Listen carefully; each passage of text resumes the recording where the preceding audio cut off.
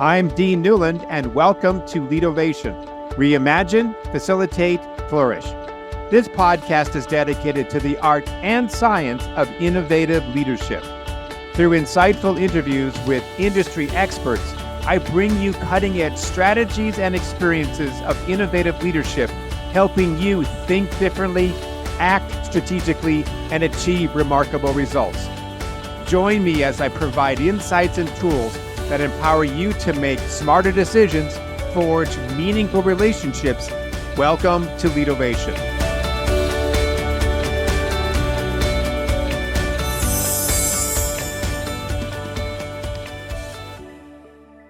A few weeks ago, I was facilitating an executive team conference for a company down in Southern California, and the topic of AI came up. And this was a group that had offices and businesses all over North America and even into Canada.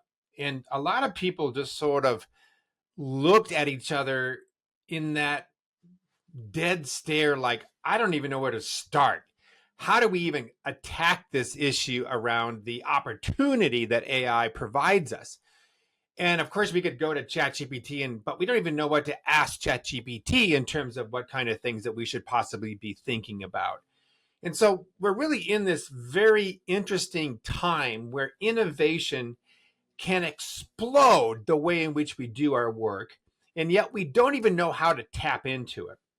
And so my next guest really gets to the heart of that issue around how do we need to change the way we think about innovation, and how do we start accessing the tools that we didn't even know existed. His name is David Hirschfeld, and he is a 35-year veteran of the software startup world whose journey began as a physics student at UCLA.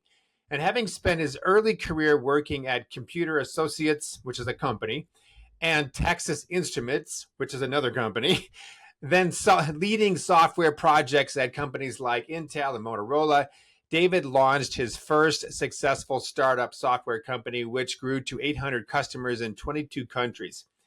He subsequently sold that company in 2000, and David now has a company called Tekyz, which is spelled Tekyz Inc.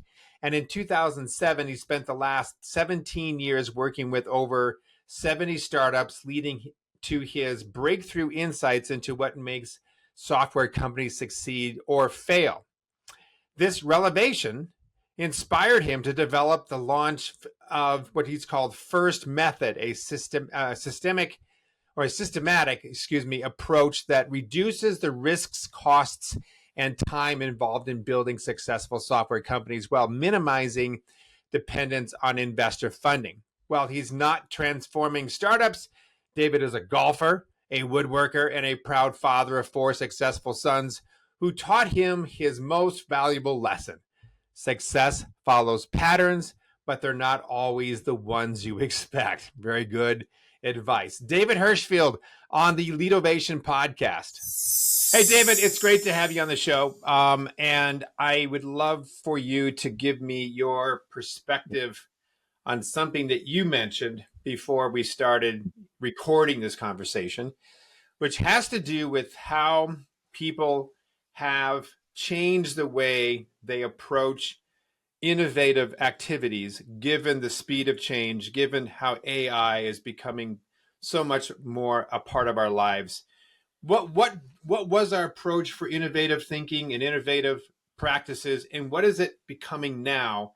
Because I do think that that's an important distinction that people need to understand. Whether you're a small company or a large company, the games have changed. How have they changed? Yeah. Now, first of all, Dean, thanks for having me on your show. I really appreciate the opportunity to speak to your audience. And this is the thing that keeps me up at night right now, is the speed of innovation.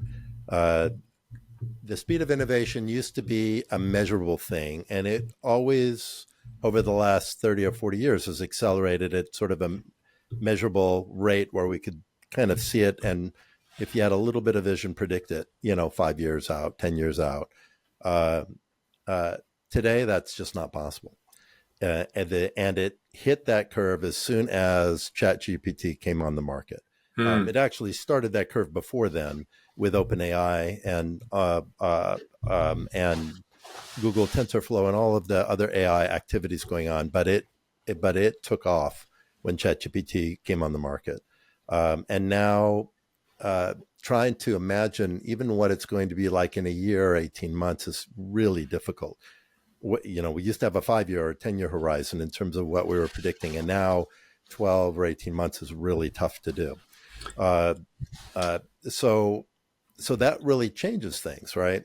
One of the areas we have done a lot of work is workflow automation. Hmm. Taking some cryptic workflow or that's manually intensive or is very step oriented, and then automating all of these steps in the workflow, prioritizing the ones that have the biggest impact, sort of the Michael Dell approach. You look for the biggest bottleneck and you focus all your energy there first, because as soon as you free up the bottleneck, then everything flows freely until it hits the next bottleneck, and now you know where to focus your effort, right? Yeah. So, Yeah. so workflow automation was a big one that we have done a lot of really valuable work in workflow automation. Workflow automation being that now you're taking a manual process and you're automating it. Well, now just automating your existing workflows is probably a big mistake if that's all you're doing. Some of those workflows you want to automate, but some of them you really need to reinvent, because technology with AI changes how you can even approach the workflow to be way more efficient and intelligent about how you do it. Here's an example. Let's say a hospital system has people that are leaving their hospital after surgery or after some event and moving into long-term care. And if it's a big hospital system, there's probably a decent flow of these people, right? So there has to be a transition process for this, usually that involves a nurse or somebody knowledgeable, both in terms of that patient's health history, what they've gone through, the facility that they're going to, their emotional state, and other things related to transition. Those are expensive people. They're in very high demand and short supply. And Hmm. so what happens is that people might be stuck in the hospital for longer just because there isn't a person to facilitate the transition. Or they make the transition ineffectively, which may affect their health care and their outcomes. So it comes along, you know, an AI model that has voice and the ability to make phone calls, and is an expert on healthcare information in general, is an expert on transitioning to the specific facility you're going to, and is also has complete knowledge about your health history and can call you in a very friendly, emotionally satisfying kind of exchange and help you through the transition, answer your questions, have conversations about how you accomplish this, and can make hundreds of these calls simultaneously without any effort or any measurable additional cost. So let me Well, could I that's yeah, ask you a quick so let me, sure, because sure. this is fascinating. I could go down this rabbit hole regarding the way AI and this particular example of workflow automation is really changing and growing and very valuable. That's a downstream great example. Upstream, how do leaders reorient their thinking around I mean, not automation, but about innovation? Like you had made the comment in the beginning, like the way we approach innovation is different today. How is it Right. different, and why should it be? What's the process for innovation today that we didn't have, a few years ago? Well, one is the workflow automation capability. I keep going back to that because it's like we're right in the middle of some big workflow automation things like this right now. But let's say you're thinking that you want to launch a new product or a new service in your company, right? Okay. And you want to innovate in some way like that, not just internally, but as a way of generating new revenue that you weren't doing before. Um, uh, there was always a lean startup kind of methodology that a lot of companies implemented to go after new products, creating hypothesis and testing various assumptions along the way to building this new product or service and then launching it. And very often they launched it. And if it was in a new market and it was a new product, not just a similar type of service or product to what they already were selling, but something completely new, they failed in very large numbers. I mean, Google has you can look at Google's launch record for new products, and they've had major failures, many failures. But that's because the process they went through started with a belief system about what the market needed. They did a certain level of validation around that, but they started with a core set of beliefs. Somebody had a vision, and then they sort of just drove down that path until they recognized they can't turn this into a revenue model because they didn't understand the model well enough, or they didn't understand the market well enough. So what's the now lesson we learned have though what's the lesson learned right. for that for the people who just heard that? You The know, lesson learned is go out and generate revenue before you even build the product. Use your okay, customer. This is a okay, methodology I've been pushing for years. Use your customers as your validation for product market fit by doing pre-launch sales of the thing okay. that you're trying to sell. Now you can't do that with a social network necessarily, but yeah, but I think the days of starting a new social network are kind of behind us. But most Sure. people that are launching a product, they're doing it with the idea that they're going to be able to generate revenue from customers from that product. And if you can't prove that you can do that, but even before you build it, don't build it. So if I'm a let's just have a Yeah. hypothetical. Let's say I've So got a yeah, company that's 10 million in sales. I've got a team. We're not huge, but we're not small. How do I, one, know there's an area that I could innovate? right. And then two, how do I know how to take that area of my business that needs innovation to move it to some sort of a pilot program, or, to test out a way to make something more efficient? Okay, so the first thing is unless you're Steve Jobs or Elon Musk or somebody with like, stratospheric kind of vision, which I don't understand that, and just assume you're not that, which most people they I speak to that have a product idea, they think they're that, but Yeah. nobody's that, right? So you're not that, then the way you innovate is by understanding what problems people are struggling with, either in your market or in some other market, and then determining and what then taking you have to take that beyond the just understanding there's a problem and thinking I can solve that problem and coming up with a cool idea. And what happens with most people is they forget about the problem as soon as they come up with what they think is the solution to the problem. They get all excited about the Mm. solution, and that drives everything forward So until they fail. we lose sight of the goal and we get enamored with the tool. You lose sight of the problem, not Mm. the goal. Problem. But the problem. Okay. And founders that are in love with the problem and spend all their time talking with customers are ones that find consistent path to success, because the solution is just a natural mitigating factor of the thing that mitigates the problem, right? Mm. It's not the thing. They don't love that. They just and they keep listening to the customer and understanding the problem shifts and changes and has nuances and may create other opportunities for other things that if they solve it, it generates revenue, but focusing on the problem. So, and if you, so, but one thing we can do now is we can create listening at mass. This is, for example, this would be kind of an innovation, right? Listening to problems in mass, social signals and forums and discussions and podcast interviews, and listen to what people are saying Mm.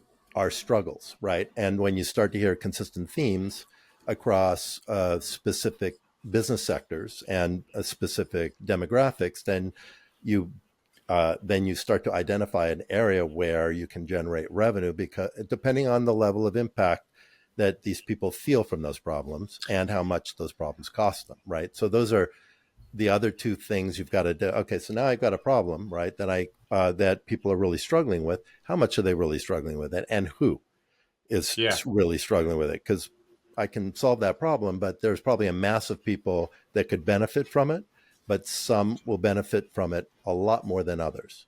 And to So get you people's got attention, yeah, So yeah, so you've gotten in a sense. I'm thinking there's two pathways there. There's one, obviously, if you're a developer like yourself, you start seeing where there are problems with your clients, your community, and you can go down that path. There's also another path which is internal. I'm a member of a team. I own a company. Um, do we spend the time occasionally and take a step back and go, where are we having problems internal? Where is the flow of our work choked off? What frustrates the crap out of us that we seem to never be able to solve that? Having those kind of conversations. I don't know about you, but it seems like we don't have enough of those. We go right to the, serving other people, getting the work done, meeting our quarterly goals, and yet we continue to limp along with some of the old stuff, the old issues that we've never really been able to address just because we don't devote the time to do it. Is that your experience as well? Well, and yes, and there isn't a clear understand. There isn't a like a racy thing where we say, okay, Yeah. we know we have a right where you can understand who needs to do what and who's responsible for identifying problems or whatever. Right. We don't have any kind of metric for determining inside of companies or systems or methodologies that are part of the culture that says that we need to understand what everybody struggles with on a daily basis. And the two important aspects of that, aside from aggregating all that to determine where we have significant issues, right? Because we might be losing intellectual property because people leave because they're unhappy. That's Hmm. a problem, right? How big an impact is that to our company? Is that top of mind kind of problem, or is that something that we have to live with for a little while because there's much bigger problems that we have to deal with, right? Yeah. But there's two factors that once you say, okay, I've got all these problems. Now, one is how much is somebody personally impacted by that problem? In other words, they it it they feel personally impacted. It's a perception issue, not an actual issue, but they perceive this problem as awful. How awful do they perceive it? Who are those people? Because not they may have lots of people struggling with that problem, but not everybody feels quite as personally impacted as except for this group. That's sort of your early adopter niche, how you determine who you can, Hmm. because they will listen to you when you start talking about this problem. They'll lean forward because they want it to go away. And then how much does that problem actually cost them? So, because they may feel huge personal impact because of it, they just hate the thing and they'll do almost anything except spend money because it doesn't really cost them that much, right? Yeah. Right. So, There's not enough pain you can there. get their attention, but they won't spend money on it. The alternative is true, right? You might have problems where you've got a huge cost to it, this problem, but nobody cares. Just Yep. I'm not going to get any support to fix this problem, so it just doesn't matter. It's not bothering me. It costs the company a lot of money, but nobody's going to do anything about it. I'm going to have to yell and yell before anybody listens to me, right? So we don't care about those problems either, because, well, we do care about them, but we're not going to do anything about them in the short term because there isn't enough political will to make a commitment to go forward. Even if you do get the money, you might not get the management support for those problems to then implement the thing you need to do to reduce the cost. So can I get to That right. great theory here? We're talking a lot of concepts here. Get it? Can you tell a great story about a client or situation that you've dealt with where you successfully or you failed wonderfully around innovation, especially as it starts to touch AI? Do you have anything that kind of pops up in your head like, oh, I Failed? could What do tell you you mean this story? failed? What do you mean failed wonderfully? I'm not sure what the question Well, is. you So learned let a me make lot sure. from it. It was one of those things like, God, that really sucked, but boy, did we learn a lot. Mm. So, and you want it to be specifically around AI? Because I can go back in history and talk about some really personal ones that Well, were I pretty think the significant. AI But thing is so timely right now because everybody. I was just at a conference down in Southern California, and boy, if that wasn't the big topic, and people don't know how to yeah, get their arms around it. Like they know it's that's out there. right. They don't know where to Right. freaking start. Like, oh, gonna go Chat GPT. What's and they get these questions answered, but they don't even know where to begin. And so it's sort Yeah. of like you're going to a huge grocery store, you don't even know what to look for. Yeah. That's, it's, oh God, that's such a funny story too. All right, You go don't know for it. what to look for. Use ChatGPT to help you. It's just an I've easy done that. go-to product. Where Yeah. you've actually used the vision piece of it. Oh, So talk to me. What's the vision piece, okay, David? and this is Bring I it. Bring love it. talking about this. All right. It's crazy that What's the vision piece? so if you have the $20 a month plan, I think it's I with that do. one, but not Yeah. okay. You tap on the little on your phone. You tap on the little I want to speak to you, button, right? So you're talking to it instead of texting, and there's a little camera there or a camera icon there. As soon as you tap that, you tap the camera icon, and now it's looking out the front of your phone, and the conversation you're having is relative to what it's seeing. And Okay, wait a most people second. don't know Hold this. it. Could I also do this on my computer? You can do it on your computer too, so I can see the All screen. right. So follow the bouncing But ball, more David. important, Walk me through it. How do you do this? Because I got ChatGPT up right now. okay, hang on a second, I because I got don't use it on. 4.0. I haven't used it as much on the computer. Wait a second, Okay. chat, because I'm going there too. I don't want to make this up, but I got to tell you the phone story Oh, because that's I way do more have a little. powerful. I have Yeah, dictate. I've got use voice mode. yeah. If you click use voice mode, then on Yep. that screen, okay. So no, you don't have it. I take it back. You don't have it on the desktop. You have it on your phone. So Okay. Okay. if you go to the phone and you use voice mode, All right. I'm doing it now. Follow along, ladies and yep, gentlemen, as you're listening. Follow the bouncing ball. Okay. I'm up. okay. I'm glad you asked me that. And then now you see once you tap use voice mode, you see a little camera icon there. That's in the bottom right hand corner, right? You should see it when you see it. Well, when I'm talking, it's not recording what I just said, Yeah, right. Yeah. So when right? you do that, in the bottom left corner, you'll see a little video camera icon in the voice mode. Do you see it? No, I don't yet. But because I would be recording. This is regular ChatGPT, right? Regular ChatGPT on your phone. You're Yeah. logged into your right. Yeah. Yeah, that's Right. it. So you tap the voice button on the right, bottom right. Bottom right hand corner, not the You tap microphone. that. No, not the microphone, the voice button, the voice one. All right, got it. Right. Okay. Now see the camera on the bottom Let me left. know if there's anything else you need. Now it's responding On to the me. see on the bottom left corner. Oh, you got the video. Yeah. Tap that. Now it's going to Holy look at the crap! front of your phone. Yes, I see it now. All right. Also, Now I can see what you're showing me. now it understands what it's looking at You want me to look at? in real right. time. So, all right. So, what is this particular video that I am showing of my office or of you in my? All right. Now I'm doing a video of Right. you, Right. and I turned off the voice because it'll want to talk to me. So, Right. what does this do, David? Okay. So I'll give you two examples. With not that right now with you, although it probably can identify me and who I am because it sees Tekyz in my video, right? But you have to listen. You have to be able to listen to it, right? I Turn up won't. the I won't volume. do this because it'll be too confusing for people hearing Right. you, Okay. me, Let me and give then you. the app. Yeah, I'll give you two quick stories. I'm at Lowe's. This is about 5 weeks ago. Yeah. This feature had just come out like a week before, 2 weeks before, and I'm at Lowe's. My wife, I do a lot of hobby projects at home, and my wife calls me, says I need fertilizer for our hibiscus. And I said, okay, what should I get? She said, anything that says hibiscus on it should be fine. I said, great. Lowe's, there's like 1,000 There's bags of 1,000 fertilizer, hibiscuses. right? And not a Hibiscus? single one. I'm reading Yeah. every one I can. Nothing says hibiscus. So I'm like, great. So I asked ChatGPT what I should buy for hibiscus as a high acid fertilizer. There's a product called Tunnel that's really good. And I said, okay, but I didn't know where it was. So I walked back 30 feet and I turned on the vision and I asked ChatGPT, okay, do you see that fertilizer you were talking about? She said, yeah, you should look for it in a red and white. Oh, I see it on the shelves over there.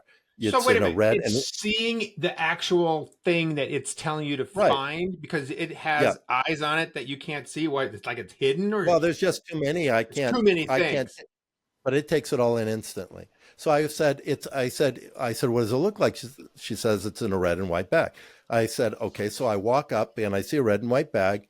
on the shelves, but it's not tonal. I said, this doesn't look like the one you were talking about. She says, no, it's two sets of shelves on the left, the second from the top shelf. And I turn over, she says, I see it. And I walk over, it's right where she said it was. And she is the voice on the app, not your wife. Right. No. Chat. Then So could you do this? Could you do this? Okay, I'm in a crowded bar, right? And I Right. show the camera to a group of 100 people dancing. And I'm Right. looking for my wife because it's too crowded. Would it be able to identify her in the crowd by facial recognition? If it knows who your wife is, yeah. Well, let me give you an example. Well, how would it know though? That's a good. Let's go before I you haven't go there. tried that. Okay. I assume it. So but so like if you have a picture of your wife, right, you upload it to chat and say, this is my wife. And then you go into the video and say, I just uploaded a picture of my wife to you. Can you see her out there? And go, yeah, I see her out there. She's, wearing a whatever dress and she's in the, here, let me give you an example like that. So like 2 weeks later, I'm in CVS and my daughter-in-law asked me to go get anti-inflammatory of some kind that was, and I wasn't even sure what aisle to go in. So I went to the aisle I thought this might be in. Mm-hmm. And I went to ChatGPT and said, I'm looking for this brand of anti-inflammatory. I'm going to walk down the aisle. Let me know when you see it. And then she starts explaining to me, you should be able to find it when you see a green and white box. She said, oh, stop. I see it on the right on the bottom shelf. And I turned gosh. So this is like walking down the aisle. So this is kind of a novelty I could see. And this could be great for the examples that you just provided. But for let's somebody talk like about me, it's a game changer, right? No, I totally get it. I mean, I suppose there's a lot of different ways for navigation, for finding things that could be really helpful. Could it also identify, like I'm in my backyard, oh, this is a plant that I don't know about. Let's videotape the plant, because in fact we are working on gardening this weekend. Oh, absolutely. Could you tell me what this plant is and whether or not it's deer resistant? Oh, yeah. Yeah, exactly. Or you can go show your screen and say, I'm trying to use this feature, but I can't find it. And it'll and say, and then move your mouse around and say, am I in the right spot? And she say, no, there's a 3-dot menu over on your left, on your right. Am I there now? Not that 3-dot menu, the one below it, right? You can use it like that. And get real-time support because, of course, ChatGPT knows most products, right? And understands what you're supposed to do. So it's real time in that I know that there was a certain version of ChatGPT that seemed to be pretty outdated. When you say search the internet for, it wasn't that real time, but now it seems like we're getting pretty real time. Yeah, and it knows when it needs to search the internet if you're using like the research versions and things like that, it just naturally starts scholarly searching. Versions. What about, I don't know what it's called, and I'm seeing more and more of it. So maybe this is going to be maybe useful for me and others. I hear people say that we don't know what we don't know. Like we've done a lot of work with Mayo Clinic, love the organization, and I've heard people say Mayo doesn't know what it knows. Like there's just, and I sometimes would go to different department heads and say things to people, and they go like, I didn't know that. How did you know that? Well, that's because I've been talking to all these other people. I'm starting to collect all this stuff. Mm-hmm. What is the easiest way for us, instead of saying, I need to ask ChatGPT to go search the big, broad internet for a certain kind of information, and to point it towards, say, a database that we have, or a learning management system that we have, or a website that has all sorts of case studies that we have, that it's not trying to find the whole world, it's trying to focus in on something specific that's within your own company. Right. So how do you do that? Well, a few ways, right? And it depends on how specific you want it from an expertise perspective, right? So if you want it to just be very knowledgeable on your company, but it can apply generalized knowledge from its own repository to that, then you can um, uh, build a very simple like MCP server for to use MPC, MCP. Yeah, MCP. um, yeah. What does that stand for? Um, MC, it just slipped my model context protocol.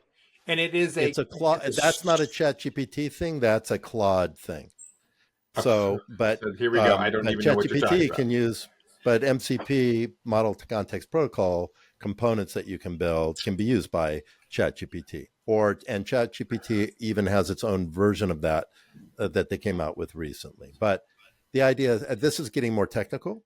And you're gonna have to get somebody to hire. You gotta. This is not off the shelf stuff. You're gonna have to get some help. If it's not behind a login, you can just point it at the URL and tell it that you want to get information from this particular website, and use.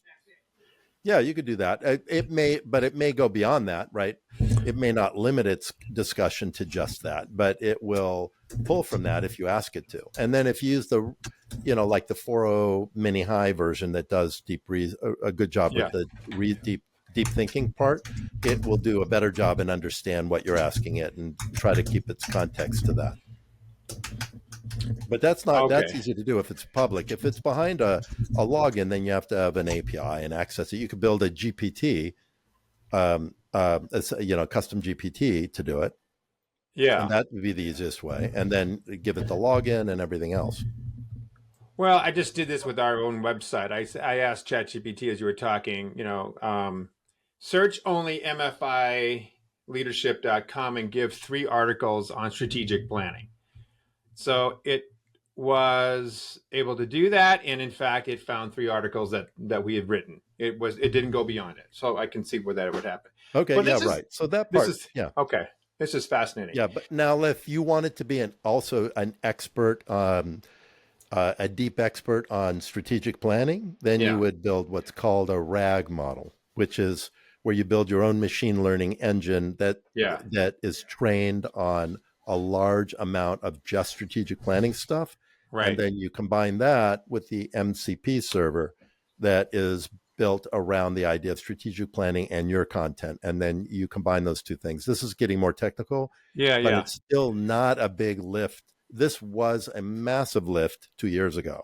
Right. Or 4 years ago, it was a big lift 2 years ago. And now this is not a big lift anymore. Well, there's if you go to Harvard Business Review, at the back of that particular publication for quite a few months, there was a huge ad of a guy named Marshall Goldsmith, who's, one of the world's most popular executive coaches. And he's got something called Ask Marshall. And I've seen other people do that, where you go in, you open up an app, you say, I need to know about how to deal with conflict with my team. What do you think? And then somehow it searches all the information that Marshall has ever written about, talked about, and comes back and gives you a series of answers to that question, maybe even in his own voice. Yeah. That's getting more complicated. Yeah, not that much, not much, so much anymore. Even with the visual of Mark as a visual avatar with his voice. Is it even expensive? Zoom does that now. Even Zoom does that now. Does what? Zoom, you can create an avatar of you in Zoom now. If you have a Zoom Workplace account. Yeah. I was just doing that. I was just trying to do that just before the podcast. Unite. Yeah, I ran into some bugs. I mean, it just didn't want to do it, which I'll have to figure out why. Something about my setup it didn't like. But it'll create an avatar of you. It'll look like you and sound like you, but it'll be an avatar that you can use for I'm not even sure how I would use it yet. I believe I could use it, give it a script, and it'll then have a natural conversation of reading the script out loud, and it'll look like me, sound like me.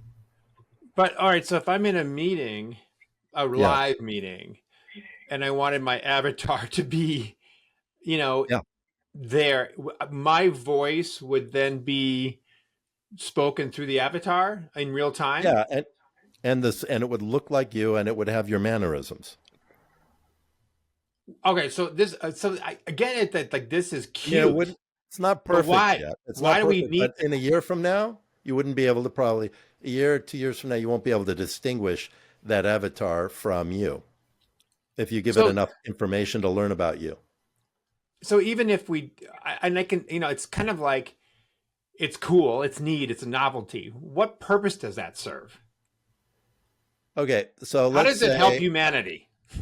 I'll give you a simple, well, how does it help humanity? I'll give you just a point solution, not the Please. humanity part yet, but a point solution. Let's say I want to create help videos for a new software product that I have.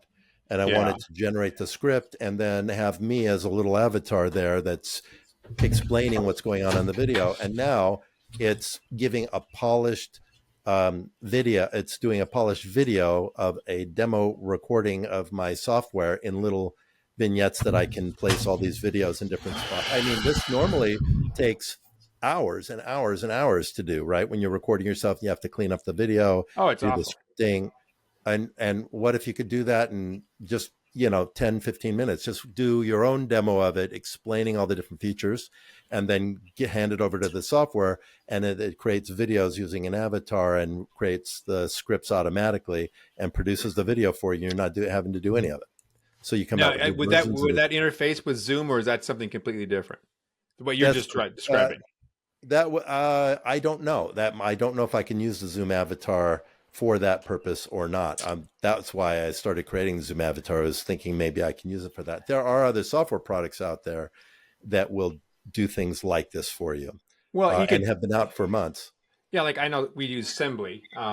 We record our conversations with the obviously the permission of our clients, and then that gets obviously recorded, transcribed. We have notes, and we can take that notes and we can actually turn stuff into it. But I could see, yeah, you can Mhm. create a whole script instead of messing up the script. You just send it to your avatar. The avatar does it perfectly. The avatar looks close to you, or maybe a Yeah. lot like you, even when you got a good hair day going or something. You don't have bags under your Wait, eyes. let's change the subject. Good hair I'm day. sorry, David. I was kidding. I'm just kidding. I don't care. You get the point, It though. sounded yeah, right. A good hair day. I have every day for me is a good hair day. Yeah, exactly. I'm just trying to keep a few more good hair days going. That's my goal. Yeah.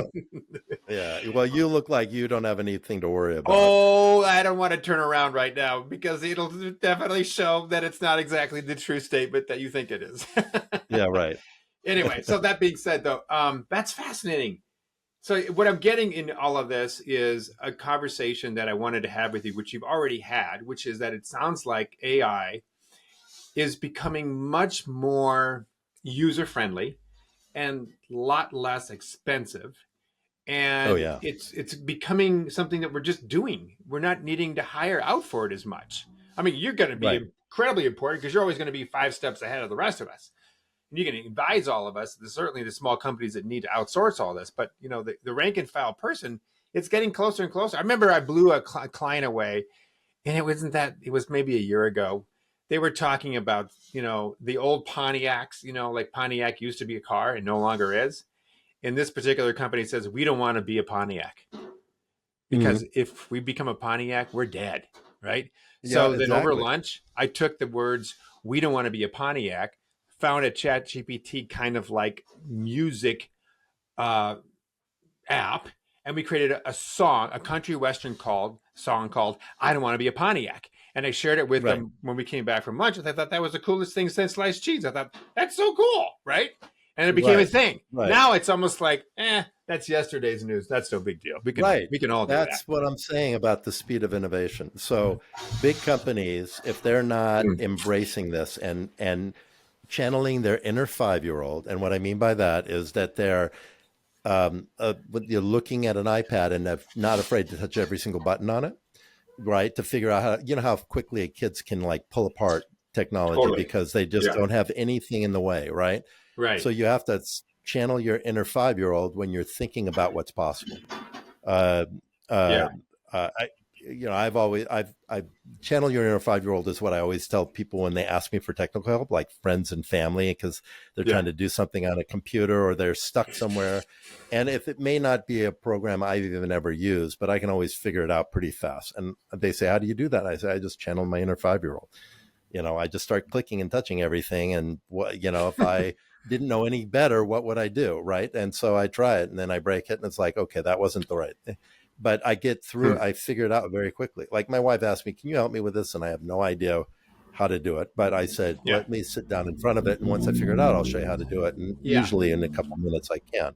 I hear you. I hear you. Right. So that you have to have that mindset, as well as the discipline and the strategic thinking that you have, that you've cultivated, right, as an executive of your company. And have an inner 5-year-old kind of mindset in terms of what's possible. Are you going to watch all these other companies that are more nimble and creative just reinvent your industry in front of you and take the market away? All right. So this is, luckily I have a 5-year-old brain, which may not always be a good thing. The question that I wanted to have, not always a good thing for me either. Yeah. Right. What is I could talk to you all day, man, but I guess final thoughts. What is your prediction, Herr David, around what's going to be ubiquitous here in a year or two that right now seems like science fiction, Star Trek 101? Oh, God. See, it's very tough for me to predict a year or even two. I can predict a few things like 5 years out. So like, don't invest in parking lots, like parking structures of any kind. All right. Why because is that? They will become obsolete in about, I think, like 5 years out, maybe 6 years out. And I've been, because of autonomous driving. And because people will stop buying cars when autonomous driving is easier and more available and cheaper than you driving your own car. But why does that have to do with a parking lot? You still need to be able to put the autonomous car somewhere. You don't, because you'll have all the services that will just pick you up and drop you off. And so you won't even own a car. You'll just be a... Right. Why would you? I want to own a car, David. Do you really want to? I mean, people will have them as luxuries, though. They won't have them because they need them anymore. So I see. So our relationship be different. Need them. Well, I think about the mass of people just won't buy them.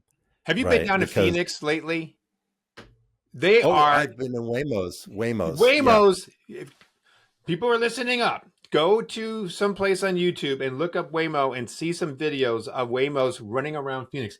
I get down to Phoenix. I'm there twice probably two weeks out of every month.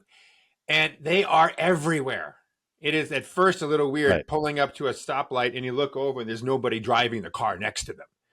It's a strange feeling, but it's becoming a big deal now. I mean, it's like it's taking over Uber. Like you're just going to sit in the back and it'll take you and you pay for it online. It's super, and accident rates are near zero, if not at zero. They finally worked out the bugs. It's cool. It is amazing. Well, I've been there. I go to Phoenix. I go to Scottsdale once a month, which is outside of Phoenix, because my mother still lives there. Okay. And she's quite a bit older. So I go visit her once a month. And I take Waymos to whenever I'm there. Yeah. And I've been doing that for about 7 or 8 months now. And about 5 months ago, they started picking you up right in the ride share lane in the airport. Yeah. Which I was so happy about, right? And they'll drop you off there too with all the Ubers and Lyfts and everything. Is it I haven't done it yet. Is it comparable in price to an Uber, or is it half? Yes. And half? That's without any Uber's has been coming down in that area because of Waymo. They have to be competitive. They have to, but they're still much higher than Waymo. So I go all the way up to all the way up from the airport to the only beef I have with them is they won't drive on freeways, and my mother lives up at the 101 in Scott and Hayden, I know that up area. in that area. Yeah, right. But they are they're in the final stages of validating their freeway stuff, so they're going to be on freeways. I never thought about that. You're saying that they're not on freeways, they're not on the 17 and 101. No, I just never even. You're right. I guess you're right. It's only the major thoroughfares. 6 weeks ago, the last time I took one, they weren't there. So, but it takes me 45 minutes or 50 minutes to get up there instead of 25 minutes, right? To get up to $26 for that ride. What? in a Waymo. Right. Instead of $80 which it was, and now it's like $40 in an Uber, 40 or 50. But Yeah, it's that's still much less expensive. So now you're making me that's think. 'Cause what, yeah. and there's no competition yet. So now, No, there isn't. Tesla's All right, coming so out that's with a great their, prediction. What's another prediction? right. Well, that's a pretty good one, I think. That's a So, pretty good one. Yeah, don't invest in right. parking lots because Think Waymo of is how going to. think how disruptive that is for cities that have all these multi-level parking garages, No or kidding. for home building where they're always building these big driveways and 2 and 3 car garages, right, in Right. suburban areas. That all Well, just isn't necessary anymore. You just need well, a I do. small. You got to think about where does a cute little Waymo go home to sleep? Where does it go? It's got to have some It place, goes. right? It finds a nearby plug and plugs itself in. Does it literally plug itself in? I have no idea, but it will when as this And it's becomes. electric? That. Yeah, they're all electric. They are 100% electric. Oh my gosh, that's And very they're good. nice cars. They're No, a I've seen them. Jaguar. They're like they're nice cars.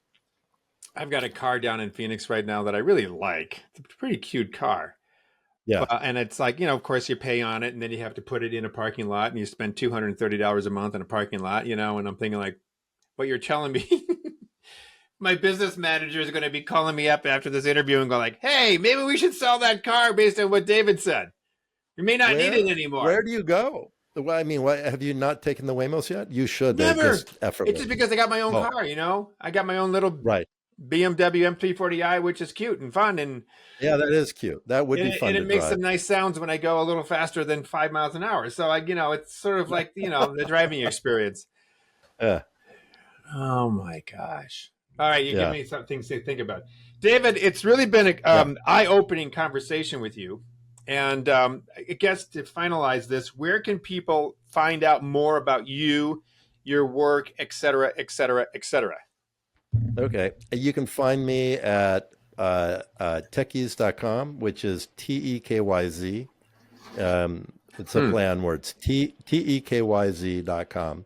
Okay. Anybody that made it to the end of this podcast, I'll give you my email. It's david@tekyz.com. That won't be in the show links because because we know what happens when that's in the show links, right? Yeah. Or look me up on LinkedIn, David Hirschfeld. I'm easy to find if you search me or Tekyz on LinkedIn. David, thank you so much for your time. It's really been great to get to know you. I know we want to talk a little bit after this about some other stuff, but again, thanks for this. This has been great. Great. I appreciate it. Thank you, Dean, for having me.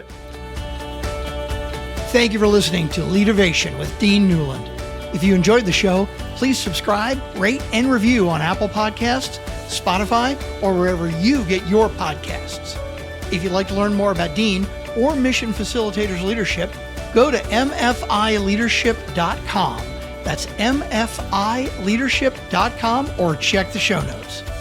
Reimagine, facilitate, flourish. Transform your leadership success with Leadervation.